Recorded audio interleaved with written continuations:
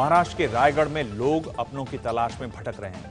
हर कोई इस उम्मीद में टकटकी लगाए है कि कहीं उसके अपने का पता लगे। लेकिन राज्य के पीडब्ल्यूडी मंत्री सेल्फी खिंचाने में मस्त हैं और जब उनसे सवाल पूछे जा रहे हैं तो वो कहते हैं कि आप लोग ये सब टीआरपी के लिए कर रहे हैं। उधर पुल बहने के बाद चलाए जा रहे रेस्क्यू ऑपरेशन में लगे जवानों को आज एक बड़ी मुसीबत झेलनी पड़ी। उफनती लहरों के बीच एनडीआरएफ की एक नाव पलट गई। नाव में सवार जवानों को बड़ी मुश्किल से बचाया जा सका। महाराष्ट्र के रायगढ़ में सावित्री नदी पर बने पुल के बहने के बाद बड़े पैमाने पर राहत और बचाव का काम चलाया जा रहा है। जल और आकाश में नेवी और एनडीआरएफ की टीमें कल से ही उन 2 बसों का पता लगाने के लिए जी तोड़ मेहनत कर रही हैं, जिसमें सवार 23 लोग बह गए थे। रेस्क्यू ऑपरेशन के दौरान आज एक बड़ा हादसा होते होते बच गया है। बह गए लोगों की तलाश में एनडीआरएफ के जवान नाव पर सवार होकर पुल की तरफ बढ़ रहे थे। नदी का उफान इतना तेज था कि वो नावों को बहाने पर आमदा थी और हुआ भी यही। ये देखिए, जिस नाव में बचाव टीम के 7 जवान सवार थे वो नाव पलट गई। ये जवान किसी तरह नाव को पकड़कर अपनी जान बचाने की कोशिश कर रहे हैं। जिंदगी और मौत के बीच फासला बेहद कम था। एनडीआरएफ के लोगों को जैसे ही नाव पलटने की जानकारी मिली वो मदद के लिए भागे। इस जवान को किसी तरह बचाया जा सका। पहाड़ में बचाव कार्य चल रहा था। इस बीच एक और घटना हुई है। एनडीआरएफ के जवान जो लगातार बचाव कार्य कर रहे थे, उनकी बोट जो कि ब्रिज के पास थी वो बोट पलट गई। आप देखें तो ये एनडीआरएफ का जो पलटा हुआ बोट है वो नजर आ रहा है। फिलहाल उसे पकड़कर एक जवान जो लटका हुआ है उसे बचाने की कोशिश हो रही है। वहीं दूसरी तरफ आप देखें तो बहुत से जवान इस सावित्री नदी में बह गए। दूर तो आपको एक एनडीआरएफ की बोट से आगे आपको एक ऑरेंज कलर में नारंगी रंग में जो लाइफ जैकेट पहना हुआ एनडीआरएफ का कर्मचारी है वो नजर आएगा। और साथ ही साथ आप आसमान से देखें तो जो कोस्ट गार्ड के कर्मचारी हैं वो निगरानी रखे ऊपर से लोकेशन बता रहे हैं। नाव में सवार बाकी लोग उफनती लहरों के साथ काफी आगे निकल गए थे।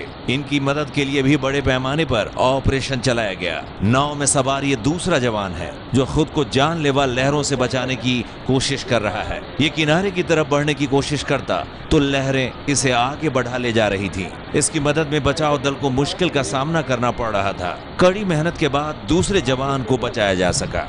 इसी तरह पानी की लहरों के साथ दूसरे जवान भी मौत की लहरों से 2-2 हाथ कर रहे थे। हादसे की जानकारी जैसे ही नेवी और कोस्ट गार्ड को मिली, उनके चॉपर भी मौका वारदात पर पहुंच गए और जवान की तलाश में जुट गए। बड़े पैमाने पर चलाए गए रेस्क्यू ऑपरेशन का ही नतीजा था कि 7 जवानों को बड़ी मुसीबत से बचाने में कामयाबी मिल सकी। रेस्क्यू ऑपरेशन करते करते देखिए एक जो नाव है एनडीआरएफ की वो वहाँ पे डूब गई है और वहाँ पे जो एनडीआरएफ का जवान आपको दिखाई देगा उसको बचाने के लिए इस वक्त वहाँ पर दूसरी नाव आ रही है।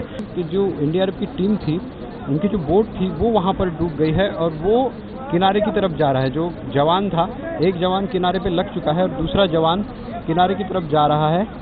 मुंबई से करीब 170 किलोमीटर दूर रायगढ़ के महाड़ में परसों रात पुल बहने से 30 से ज्यादा लोगों के डूबने की आशंका जताई जा रही है। इसमें 23 लोग तो 2 सरकारी बसों में सवार थे। अब तक करीब 9 लोगों के शव बरामद किए जा चुके हैं। इसमें बस ड्राइवर श्रीकांत कामले का शव शामिल है जो हादसे की जगह से 120 किलोमीटर दूर समुद्र किनारे मिला है। नदी में डूबी दोनों बसों का पता लगाने के लिए करीब 300 किलो के चुंबक का इस्तेमाल किया जा रहा है। ये देखिए, क्रेन के जरिए चुंबक को नदी में उतारा जा रहा है। कल से सैकड़ों बार इस चुंबक को नदी में उतारा गया लेकिन हाथ कुछ नहीं लगा। अधिकारियों को लग रहा था कि कोई गाड़ी वगैरह उससे चिपक गई है, लेकिन फिलहाल तो ऐसा सामने नजर नहीं आ रहा है। और यही एक बात थी जो जिससे ये हो सकता था कि पता लग सकता था कि यहाँ पे कोई गाड़ी है या नहीं है, क्योंकि एनडीआरएफ की टीम ने भी यहाँ आने की कोशिश करी थी लेकिन एनडीआरएफ की जो बोट है वो यहाँ पर नाव पलट गई थी, जिसमें उनकी खुद जो एनडीआरएफ के जवान हैं उनकी जान खतरे में आ गई थी, जान जोखिम में आ गई थी। लेकिन अब ये प्रयास भी उतना सफल होता नहीं दिख रहा है। कल जब मुख्यमंत्री देवेंद्र फडणवीस घटना स्थल का मुआयना करने के लिए वहां पहुंचे तो उनकी सरकार में मंत्री प्रकाश मेहता कितना संजीदा थे ये तस्वीरें खुद बता रही हैं। हादसे में न जाने कितने परिवार उजड़ गए लेकिन मंत्री महोदय सेल्फी लेने में व्यस्त थे। पालक होते मग तुमच्यावर फार रोज आहे लोकांचा, तुम्हाला येत नाही व्यवस्था करत असं लोकांचं म्हणणं आहे।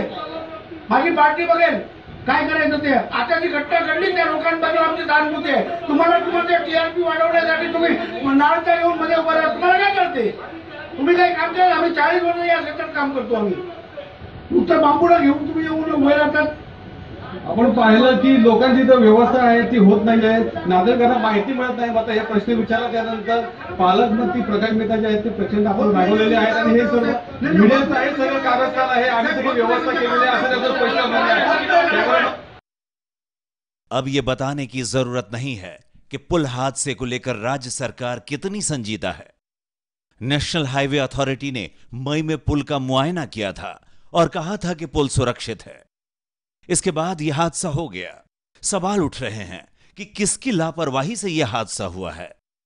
सीधे तौर पर कटघरे में नेशनल हाईवे अथॉरिटी है और साथ ही महाराष्ट्र सरकार भी। सामाजिक कार्यकर्ता उदय कुमार का कहना है कि हद से ज्यादा रेत खनन होने की वजह से नदी में बहाव काफी तेज हो जाता है। खनन में लगे ठेकेदार नियमों की अनदेखी करते हैं और तय सीमा से ज्यादा खनन कर देते हैं, जिससे नदी में उफान आ जाता है।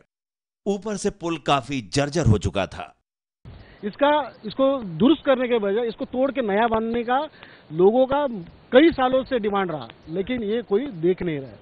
दूसरी बात, यहाँ पर जो रेती उत्खनन होती है 20-25 सालों से हो रही है, यहाँ पर नहीं, इसके नीचे जो आंबे तक जाएंगे 10 किलोमीटर का पूरा एरिया है, इतनी रेती वहाँ से निकाली गई है कि अभी गड्ढे 50-50, 60-60 फुट डीप हुए हैं। और उसकी वजह से ऐसा हो रहा है कि ये नदी में जो पानी आता है, जो पहले ऊपर से बह जाता था, इसका अभी फोर्स बढ़ गया है। और वो फोर्स और ये ब्रिज का लाइफ खत्म होने की वजह से ये जो पानी आया उसका फोर्स ये सहन नहीं कर पाया ब्रिज और ये ढह गया। महाराष्ट्र सरकार ने पुल हादसे की जांच के लिए कमेटी बना दी है, जो मामले की जांच में जुट गई है। राज्य सरकार ने जांच कमेटी बनाकर अपनी जिम्मेदारी से पल्ला झाड़ लिया है। जब भी कोई हादसा होता है तो हर बार सरकारें आनन फानन में जांच के लिए कमेटी बना देती हैं। राज्य सरकार ने जांच कमेटी बनाकर अपनी जिम्मेदारी से पल्ला झाड़ लिया है।